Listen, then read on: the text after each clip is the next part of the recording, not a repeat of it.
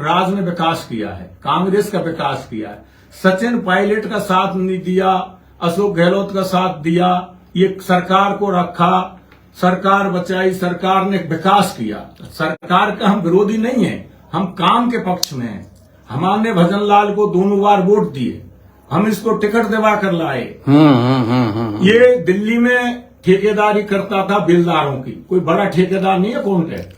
इसको वहां से लाकर हमारे सारे लोगों ने, जो वो विधानसभा के मौजूदा जो लोग थे सभी, इन्हीं में अकेला, नहीं सब लोगों ने हमने रिक्वेस्ट करी ऊपर तक के भजन लाल को टिकट दिया जाए, जाटव को दिया जाए। इसको टिकट दिया और उपचुनाव में 25,000 कुछ वोटों से जीता, वो भी 3 बार के एमपी से गंगाराम कोहली को हराया। इसने बहुत अच्छा 4.5 साल का कार्य किया, तो दोबारा इसको टिकट मिला, इसको विधायक बनाया। काम किए हैं, लेकिन मेरा जो इलाका है, इसके पूर्वी इलाका बोलो या ओर की बगली साइड एक साइड का किनारा जो है, तो इस किनारे में कोई इसका ऐसा डेवलपमेंट नहीं है जो होना चाहिए था। काम किए होंगे, मैं ये नहीं कह रहा हूँ काम नहीं किए, लेकिन मुंह को खाना नहीं मिले और सब लोग खाना खाते रहे, तो मैं तो इन में भूखा हूँ। मेरे घर को छोड़कर सब जगह बरसात हो तो बादलों से नाराजगी तो रहेगी। तो इसलिए मेरी व्यक्तिगत कोई उस पर वो नहीं, मेरी विकास की लड़ाई, विकास करो आप भाई। स्वांस ग्राम पंचायत में से 4 ग्राम सब पंचायत बन चुकी, सबसे बड़ा स्कूल जिसमें सबसे ज्यादा वोटरों की जाटवों की संख्या है। सीनियर सेकेंडरी स्कूल बहुत पुराना स्कूल, नई टेक्नोलॉजी से हमने पूरा बनाया अपनी सरपंची के टाइम में। जिस स्कूल में लेक्चरार पूरे उपलब्ध नहीं, उसको इंग्लिश मीडियम स्कूल कराना चाहिए था, वो कराया नहीं। हमारे यहाँ कोई कन्या पाठशाला नहीं खोली, ग्राम पंचायतों में 4-5 में एक लड़कियों का स्कूल कॉलेज खोलना चाहिए था। आज हमारी बच्चियां और जाएंगी, और यहाँ से 10 किलोमीटर 8 किलोमीटर है, कोई इस रोड पर हाईवे बन गया, कोई बस चलती नहीं है। तो सरकार ने रोड बना के इसमें चलाया क्या, जिसमें बैठ के जाए। नहीं, जरूरी है, कहनी भी चाहिए, क्योंकि ये खामोश मिजाज जिंदगी आपको जीने नहीं देगी। जीना है तो कोहराम मचाओ खूब। सरकार में सुन ले, दोबारा भी भजन लाल को टिकट तीसरा भी मिल रहा है। भाई टिकट तो देंगे, पार्टी का कार्य करता है, विधायक है, वर्तमान मंत्री है, लेकिन जनता में मैं आज कह रहा हूं मीडिया के माध्यम से, अगर भजन लाल को टिकट मिले तो कांग्रेस ये मात खाएगी। वैर में बड़ी बात कह रहे हैं आप। मैं इस बात को मीडिया के माध्यम से कह रहा हूं, मीडिया वाले और मेरी बात को ध्यान रखना कि अगर भजन लाल ओवर में चुनाव लड़ेगा तो चुनाव में मात खाएगा। अब की बार मतलब तीसरी बार नहीं दोगे चांस? होगा, तीसरी बार चांस नहीं दोगे? नहीं मिलेगा इसको चांस। आज तो आपने बहुत बड़ी बात कह दी। नहीं, मैं मीडिया के माध्यम से इस बात को पहुंचाना चाह रहा हूं। तो इसका मतलब तो फिर आप थोड़ा सा विरोध उस पर भी कीजिए, पार्टी का क्यों सीट खोना चाहते हैं? मैं पार्टी के लोगों से मिल रहा हूं, कह रहा हूं, अब पार्टी विचार करेगी टिकट किसको दे। मैंने मेरी बात मीडिया के माध्यम से पहुंचा रहा हूं, मैं उनसे मिल रहा हूं, सीएम साहब से भी मिलेंगे कि भाई इसको टिकट देकर नहीं, किसी दूसरे को दे, बदल दीजिए। हाँ, नाराजगी है लोगों में तो बदल दीजिए। नाराजगी है, इसलिए नया चेहरा आएगा तो टिकट निश्चित जीतेगा कांग्रेस। हाँ, कांग्रेस से नाराजगी नहीं है।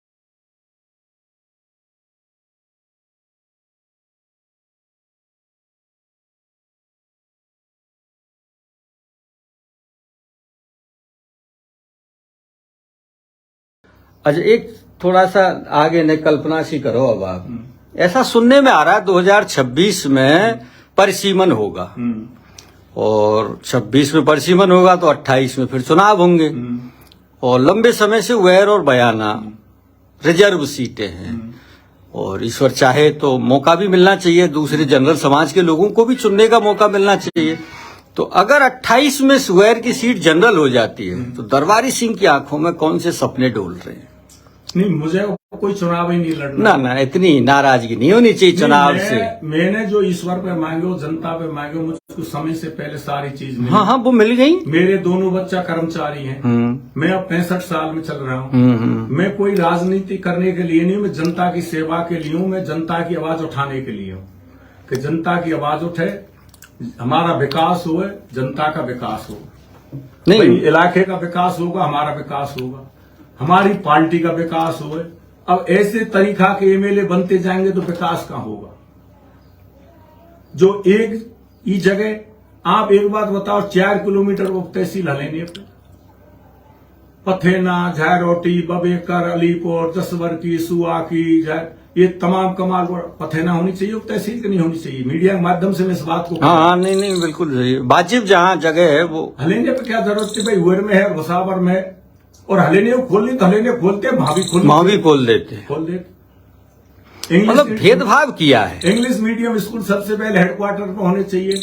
जब नंदवई में खुल रहा है तो पाली में क्या जरूरत थी? पाली में खोलना तो पहले हुएर भुसावर में खोलते। हॉस्पिटल को जंगल में ले गए। हॉस्पिटल सब सिटी के नजदीक होते हैं, जिनको जंगल में ले जा रहे, 10 घर में बसे हुए तो 10 घर पे ले जा रहे हैं, जहाँ पूरा कस्बा बसा हुआ है, 28,000 मतदाता बसे हुए, वहां हॉस्पिटल को जगह नहीं है। छोटे से अपने गांव में कॉलेज खोल लिया, छोटे से अपने गांव में कॉलेज खोलिए, उसमें एडमिशन नहीं, 10, 15, 20 भी एडमिशन नहीं हो पाए उसमें। मैंने वहां प्रोफेसर पूछे, क्या कोई आता नहीं है एडमिशन के लिए? भाई अब गाँव में कौन जाए, ये तो थोड़ा कस्बे के स्कूल में आज भी 700 बच्चे हैं।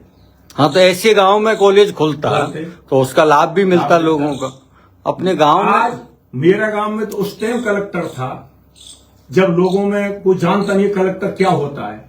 मेरे अड़ोस पड़ोस के जो गांव में मेरी पंचायत से लिख रही हो, जीवन श्वास में से गया, जिसका आज भी एसपी खैरकल लगा हुआ है। मुझे बड़ा गौरव होता है कि मेरी ग्राम पंचायत के गांव से जाकर के और एक एसपी बना। मेरे पड़ोसी गांव का एसपी बने करण शर्मा। गृह मंत्रालय में मेरे यहाँ का यदवीर लगा हुआ है, उदयवीर। तो एक से एक हमारे एक हमारे दर्शक का सवाल है रविंद्र धाकड़ का।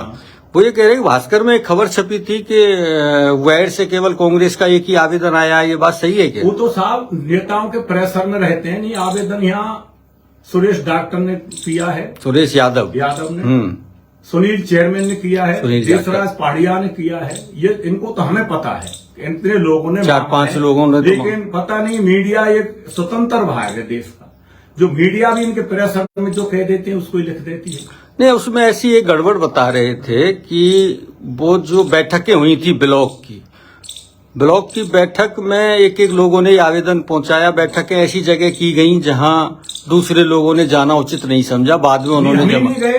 अच्छा, मीटिंग कांग्रेस की अपने घर पर रखी भजन लाल, हम उसके घर पे क्यों? ब्लॉक की मीटिंग, ब्लॉक की जो मीटिंग थी वो घर पर रखी। आमोलिस का होटल बन रहा है। अब तक जो मीटिंग होती थी या तो हुएर ब्लॉक में, ब्लॉक स्तर पर कहीं सार्वजनिक जगह पे होनी चाहिए, सार्वजनिक जगह होती थी, वहां सब लोग अपनी बात रखते थे। तो इन्हें तो घर में बैठ के सारा वो कर रहे हैं। अब इसका फैसला तो पब्लिक करेगी आने वाले दिनों। दिसंबर की सर्दी में गर्मी भरोगे, तो नदवई में क्या परिणाम आने वाला है अगला? देखो साहब, परिणाम तो पब्लिक के हाथ, जनता जनार्दन के हाथ। जनता जनार्दन में मैं तो एक ही बात कह रहा हूँ कि जोगेंद्र रमानंद विकास किया है, विकास के साथ उसकी हम मदद करना चाहते हैं, उसकी सपोर्ट करना चाहते हैं। पब्लिक में इस बात को कहेंगे कि भाई आप इतने दिन से आप कोई विकास बताओ, गिनाओ। जो इस आदमी ने 5 साल में जो विकास किया उसको 15 साल का बना दो। एक ही एमएलए 15 साल रहे और मंत्री रहो सरकार, उसने कितना विकास किया है, उसके पहले वाले ने कितना किया है। तो हम तो विकास पर वोट मांगेंगे। अशोक गहलोत ने जो कार्य किए हैं जिसमें अच्छे विकास हुए, 2 बातों से हम नाराज हैं सरकार से। अच्छा, वो भी बताएं। पेपर लीक, हाँ, ये एक बड़ा मुद्दा है। भ्रष्टाचार तो खूब किया है इन विधायकों ने, मतलब ऐसा कभी हमने 40 साल में नहीं देखा। हाँ, ज्यादा खुली छूट हो गई। तीसरी बात, आए दिन भरतपुर में गोली चले। हाँ, जिला बदनाम ऐसा बना दियो जो कोई बुई नहीं, कोई भय नहीं प्रशासन की। तो हमें इस बात का दुख है, हमारा कोई भी भाई चाहे व्यापारी पिटे या कोई मरे, हाँ, किसी के भी साथ हो दुर्घटना तो ऐसा नहीं होनी होना नहीं सकती। चाहिए। बिल्कुल सही बात। यूपी की सुनते थे तो योगी ने इतना बड़ा वहां किया है, जो गुंडे भयभीत है कि भाग गए इधर उधर। भरतपुर में गुंडों का कब्जा है गया, रोज गोली चल रही है। हाँ, ये आम आदमी के लिए अच्छी तो चीज नहीं है। हम ही नहीं कहेंगे, हमारे सरकार से तो कहेगा कौन? हाँ, अपने लोगों से अपनी बात तो कहनी पड़ेगी। तो इसलिए हम मीडिया के माध्यम से इस बात को पहुंचाना चाहते हैं। लॉ एंड ऑर्डर फेल है थोड़ा फेल सा, है, हाँ। लॉ एंड ऑर्डर इन दिनों। इस बार और हमने ये अमाना जी की भी मीटिंग में कई परसों, उसके बेटे का जन्मदिन था, कि हम 3 बातों से सरकार से हमारी ये है कि इन 3 जगह गड़बड़ हुई है। हमने कभी वोट जनरल को नहीं गिराया, जो हमारा सपना ही नहीं है कि हम एमएलए बनेंगे। हम जब से वोट डालने लगे, अच्छा, एससी कोई वोट दे दे, एससी में गिरा है, और एससी में भी हम सबसे ज्यादा जाटवों को चाहते आते हैं कि जाटव को दिया जाए, जाटवों की ज्यादा भागीदारी है, तो विधायक जाटव ही बनना चाहिए। अब भी हम कहते हैं कि भाई टिकट जाटव को ही दो। एक विनोद खटाना कह रहे हैं भजनलाल जी को पायलट साहब ही लेकर के आए और उन्होंने भजनलाल जी ने पायलट साहब की पीठ में छुरा घोंपने का काम किया है। अब देखो साहब, ये तो ऐसा है कि पहला उपचुनाव था ये उस समय का, जब पायलट साहब यहाँ पड़े रहे काफी दिन। पायलट साहब ने घर घर जोड़ी बनाकर वोट मांगे, एक एक घर पर गए। हाँ। मेरे भी गांव में आए, मेरे घर पे आए, यहाँ एक एक घर पर वोट मांगा। मैंने 60 मीटिंगों का संचालक पायलट साहब की इनको कहो, केदार बारान और हमने मिलकर दोनों, तो हमने सब जगह पायलट साहब गए, चाहे गांव में 10 ग्रुप है, 10 के पास गए, सब जगह भजनलाल को वोट ऐसे मांगे जिस वार्ड पंच को मांगते।